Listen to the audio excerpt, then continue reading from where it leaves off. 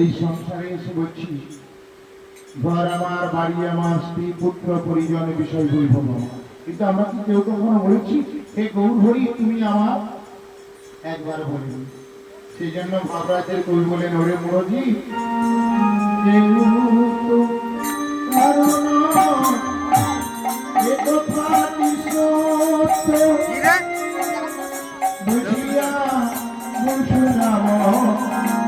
সকলিয়